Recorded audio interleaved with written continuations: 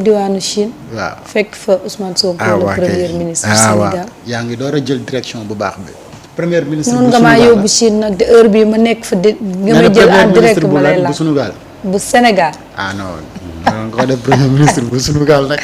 bu Afrique ndax moom fi mu ne nii représente bien l'Afrique. ba Marieta. waaw. yaa ngi dugg fu ma sawar nag. parce que man dama gis ndamuk Afrique ak ndamuk Sénégal. balaa ngay sori. Jibi génneel photo bi ñëpp taxaw sol costume mu sol tenue traditionnelle. waaw day wane ni moom. Jibi génneel photo bi consommé local. cey Oussou. waaw fier de ce qu'il est. waaw génneel photo bi Jibi génneel photo bi. alors Marieta. yaa ngi ñuy yóbbu direction bi nga xamante ni képp kuy sénégalais képp kuy africain war nga def ab taxaw seetlu. ci li nga xamante ni moom la premier ministre bu Sénégal dem defi liggéey foofee ci Chine ak les chinois. ginnaaw bu jógee foofu ñëpp si nag di nga déggaat yeneen i chinois ay délégation yu bëri ñëwaat fii. ngir ñu commencé liggéey bi nga xamante ni moom mooy liggéey bi commencé pour œuvre bi Ousmane Sonko ak son gouvernement. bëgg liggéey pour le Sénégal ay œuvre boobu tënk ko ci benn wax rek dafa yomb mooy tabax Sénégal tabax Sénégal gu nga xamante ni dootul am njuuj njàcc tabax Sénégal gu nga xamante du am tappale tabax Sénégal gu nga xamante ni lépp la ñuy teg ci ay axe yu nga xamante ni développement bi day avancé ñu moom suñu bopp nag ci lépp mooy souveraineté ci domaine yépp ci ndox ci courant ci defar lu nga xamante ni dañ koy jëfandikoo mais si suñu marché bi également si commerce bi ñu mën ko maîtriser. parce que nag dañu waxante dëgg le Sénégal ne maîtrise pas le commerce lépp lu nga xamante ni moom mooy ay secteurs stratégiques de développement et du commerce au Sénégal sénégalais yi nekkul ñoom ñoo ko maîtriser. secteur bancaire bu Sénégal est-ce que xam nga ne Sénégal amu ci benn contrôle. parce que banques yi ñu gis fii nii ay First Bank ngay gis ay Ora Bank ngay gis ay.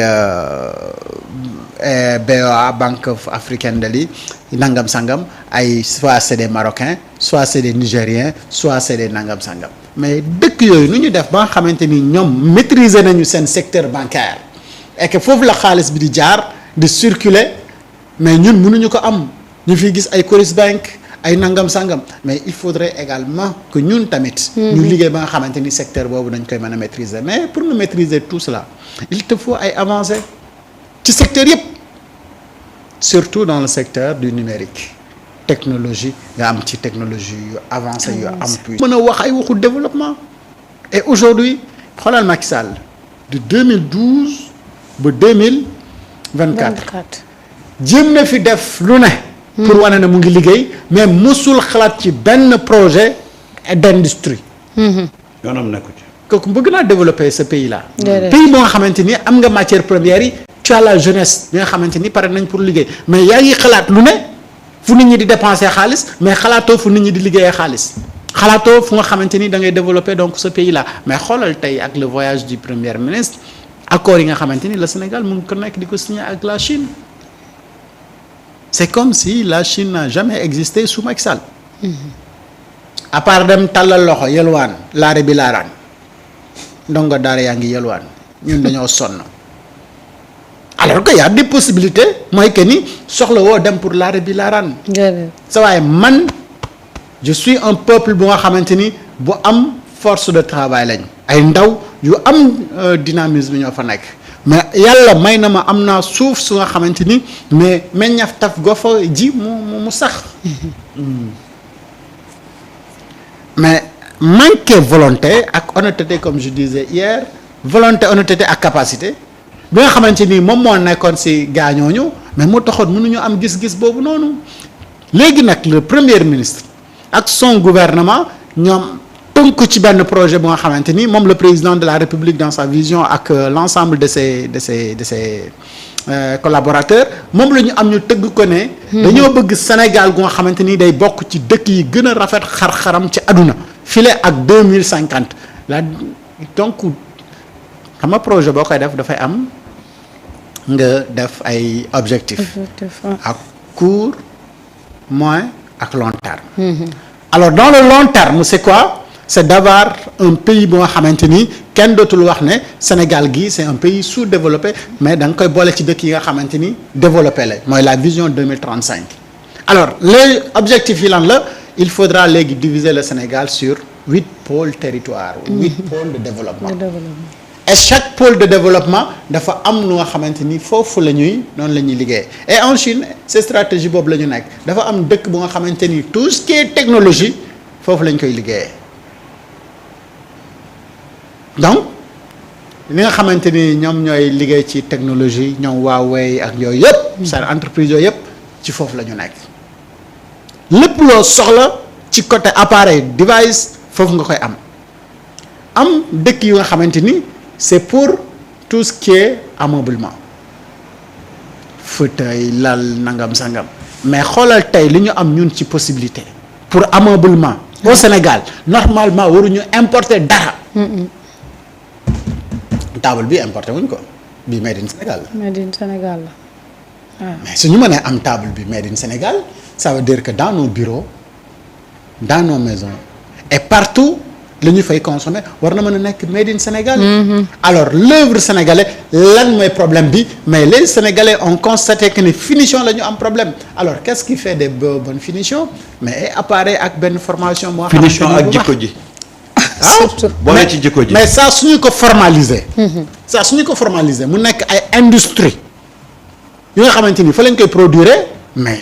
tant qu'il y a offre boobu noonu mais su état tegee ay œuvre ay industrie yu nga xamante ni dañuy liggéey ci loolu di produire ay fauteuils table tout ce dont on a besoin pour faire fonctionner wala embellir nos maisons mais ñu am industrie boobu noonu et je rappeler que ni SICAP SA am na benn accord bu nga xamante ni pour def benn usine bu nga xamante ni ça va coûter 60 milliards mais lépp lu nga xamante ni day dem ci kër mais da nga koy mën a defaree ci foofu. donc dootoo soxla di dem ba Chine pour importer fenêtre wala buntu wala nangam sangam mais à travers loolu dina la mën a permettre ay SICAP SA si boppam loolu dina ko permettre mu mën a def 10 000 logements par an. En termes de technologie également le ministre est en train de négocier ak ñoom pour xool naka la ñuy def ba nga xamante ni dinañu am souveraineté numérique mais mbay mënoo ko wax te waxoo ndox. alors suñu ndox mi naka lañ koy gérer. ba nga xamante ni dinañu mën a bay noor bay nawet bay digg nawet bay digg catu noor c'est-à-dire tout le temps ñu ngi am ay produits yu fresh yoo nga xamante ni mu ngi génne ci meññeef gi ci suuf si am nañu suuf si am nañu ndaw yi te ñu ngi ko soxla parce que dañu koy consommer tous les jours et loolu dina permettre ñu mën a non seulement am autosuffisance alimentaire mais également ñu exporter vers les autres pays.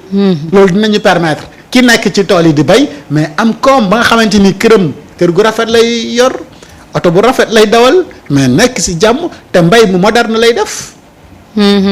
loolu mais développement foofu lay commencer di avancer mais damay laaj ndax ñii fi nekkoon gis-gis bii Ousmane Sonko am ak fii mu bëgg a jëmale Sénégal nii ndax ñoom musula traverser seen bopp. intéressé wu leen woon seen bopp rek leen. man de lenn laa fàttaliku bi ñu demee Paris. yaa ngi koy fàttaliku. foog naa Amadou Ba moo ko jiite woon de. le club de Paris. le club de Paris doon yelwaan foofu xaalis. génn nag naan ay le Sénégal. le succès franc du club de Paris fekk leb la woon de. leb nga naan succès. waaw journaux yëpp bind ko. Amadou Ba kaas na xaw ma lan gaan succès franc ñun lépp lañ doon bàkkoo tey ñu yóbbu ay projet gars yi gëmm ko voilà le paradoxe de nos gens. waaw bi mu tey ci mardi bi. waaw. Ousmane Sonko rencontré na les responsables de la China Communication Construction Company.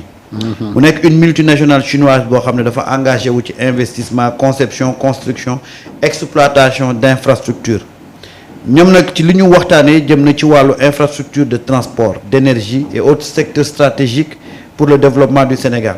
ñu fàttali ne multinationale boobu bokk na ci ñi nga xam ne dañoo liggéey ci autoroute Ila Touba ba tey ci ndaje boobu Ousmane Sonko dem na rencontrer ki nga xam ne moom mooy dem na ville Tianjin nag ville portuaire la gannaaw ba mu jógee Anzou ca Tianjin la dem foofu nag mu ànd fa ak ki nga xam ne moom mooy ambassadeuru République Chine bi nekk Sénégal ñu daal di visiter li nga xam ne moom mooy port ndax port boobu bokk na ci port yi gën a ngand ci Chine ñu waxtaanee fa vraiment li nga xam ne moom moo jëm ci wàllu rek nan la ñuy def ba développer port mais surtout développer la formation technique et professionnelle. xam nga loolu c'est très important parce que nit ñi boo leen jàngalee jox leen ay jumtukaay rek ñu dem moo gën ngay leb xaalis alors loolu moo marqué tey li nga xam ne moom mooy séjour am mais en même temps ki nga xam ne moom mooy premier ministre bu Chine daf ko offrir benn banquet.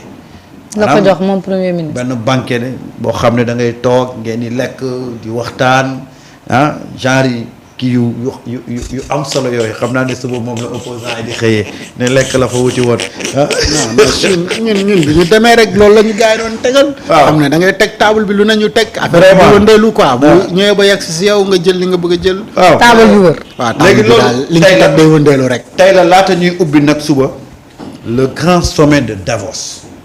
muy un forum économique qui va regrouper pratiquement tous les acteurs clés de l'économie du commerce mondial foofu nag Ousmane Sonko di jël def discours mais en attendant tey tous les premiers ministres yi participer yëpp dañuy ànd ak premier ministre bu Chine ñu offrir leen li nga xam ne moom mooy banquet mais avant cela hier dem na mooy li Top doon wax sànq on a signé une convention boo xam ne c'est pour nekk benn usine d'assemblage boo xam ne day ñëw fi Sénégal mais la particularité de ça c'est que on aura des véhicules en gaz et en électricité mais loolu dafa am importance yow moment bi nga xam ne on parle de plus en plus de problèmes de pétrole de carburant de pollution tu te retrouves ñu indi lay auto gaz ak auto électrique yàlla xam na ne keroog damaa jël fii xeeti transport yooyu xaw ma yàgg wala xaw ma daal damay bañ a publicité waa ji voiture électrique la indi non sama copain bi fi jaar dem. moom la nekk di tester. mais dugg naa ci oto bi ba li ma yeggee sama kër ma ne ko sawa yow sa oto bi xanaa ndox lay lakk mu ne ma ma ne ko xeeñul deful bruit deful benn problème. bruit bu ndaw bi ci am sax c'est artificiel. voilà mu ne ma voilà électrique la ma ne ko électrique mu ne ko mais électrique yow foo koy charger mu ne ma am na yenn station yoo xam ne foofu nga koy charger. ma ne ko mais charge bi nan lay demee mu ne ma da ngay ñëw bu la neexee nga jënd 5000 boo jëndee 5000 ça peut te faire 48 heures à 72 heures ça veut dire que am na nu ma expliqué loon de mais bref c'est tellement économique économique ma ne ko mais en termes de dëgëraay beeg affaire yooyu est-ce que amul problème quoi mu ne on est en train de l'expérimenter par rapport ak fii pour voir mais en tout cas man de je m'en sors entièrement ndax li may charger 5000 lay charger du courant mais ça me permet de je sais pas parcourir plus de 300 kilomètres par heure xam nga ma ne ko ah bon mu ne ma waaw 5000 bu ko jëndee 5000 ma ne ko mais li ngay dawal li ngay dugal ci xaalis mu ne ma non man je m'en sors dama ciy génn largement. waaw imaginer oto yooyu. parce que li nga mën a parcourir ak 5000 essence. waaw gasoil mënoo ko def. mënoo ko def. donc yooyu la ñu signé des bus yoo xam ne ils seront en gaz. écologie boo xoolee du am benn pollution mais ñun Dakar fii bokk na si dëkk yi nga xamante ni ñoo gën a bëri pollution et d'ailleurs dëkk bi amul non seulement garab mais fer ak ciment moo fi nekk mais ak saxaar bu dul jeex et bruit bi rek ne serait-ce que pollution sonore bi am Dakaru mais tax na ñu war a mën a defar yu bëree bëri yu nga xamante ni aujourd'hui dañ koy te foofu mooy convention bi nga xamante ni moom la Sénégal am mooy que ni lépp lu nga xamante ni nañ ko defar pour defar oto yi assemblé ko fii nii c'est-à-dire dootoo soxlaate importer oto bi bu ñëw mais oto bi léppam fii dañ ko defaree comme ni ñuy def ak Tata yi mais pour man on doit aller au-delà te loolu mooy première pas bi mais on doit aller au-delà de ça mooy que ni léegi xam-xam beeg xarañ bi mais nañu koy defaree fii mécanique beeg lépp ñu di ko commencer di ko produire fii ba non mécanicien également di mën di jàng ci foofu ba ñoom itamit di mën di commencer di produire seen absolument c'est très important. et j'en avais parlé que à côté ñu ngi fii ak Guinée mu am bauxite bu nga xamante ni bauxite boobu noonu. ça peut nous servir et en partenariat gagnant-gagnant ak li nga xamante ni moom la ñuy wëri foofu noonu bu ñu yegsee ben on avance Samba doxalaan. Jibi. nit ñi ngi wax am na benn photo bu mu teg noonu gis nga pour te dire que ces gens-là ils sont dans l'action. am na benn photo bu mu teg foofu il rencontré mooy ñi ma la doon wax sànq rek conseil multinational boobu Ousmane Sonko boo gisee dafa mel ni ku nekk conseil des ministres. délégation sénégalaise ñu ngi toog nii. moom mooy présider affaire bi. gars yi nekk ci multinational bi toog nii moom mu toog ci digg bi moom mu toog ci digg bi présider ko. tey on essaie de faire table rase sur la visite de Ousmane Sonko. mais les gens essayent de l'étouffer. malheureusement voilà encore ce comportement antipatriotique des gens qui sont là qui se réclament de l'opposition. Parce que ce que Ousmane Sonko est en train de faire, il le fait pas pour son propre compte. Il le fait pour le Sénégal.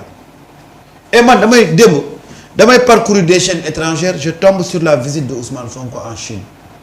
Je me suis dit mais écoute, pendant que les autres chaînes sont braquées sur la visite de Ousmane Sonko, ñun au Sénégal on préfère ne pas en parler. Pourquoi? C'est ça qui est extraordinaire dans ce pays-là. parce que waa ji neexu leen. ah waa ji neexu leen. mais on gère plus les questions de personnes. mais foofu lañ toll ñëw. patriotisme mooy. mais waa ji suñu verte bi la sol de. waaw non c'est-à-dire patriotisme mooy sa dëkk bu soxlawee mais da nga ciy taxaw alors lépp li nga mun pour jaay la destination Sénégal et loolu da nga fa war a wane sa patriotisme mais aujourd'hui fa la ñu waroon toll man musuma gis lu ëpp information wala lu ëpp solo le voyage de Ousmane Sonko en Chine le premier ministre. c'est vrai on a des soucis de connexion. foofu et maintenant xam nga bu ñuy waxante dëgg mooy énergie renouvelable. mais gis nga ñun liñ ci mën a am au Sénégal mais tey bu fekkee dañuy wax en matière d' énergie renouvelable ak Chine li nga xamante ni am na ko ci comme capacité mais ban partenaire la ñu war a mën a am pour mën a régler donc tout le problème électrique au Sénégal. yàlla dimbali ñu am gaz fossile.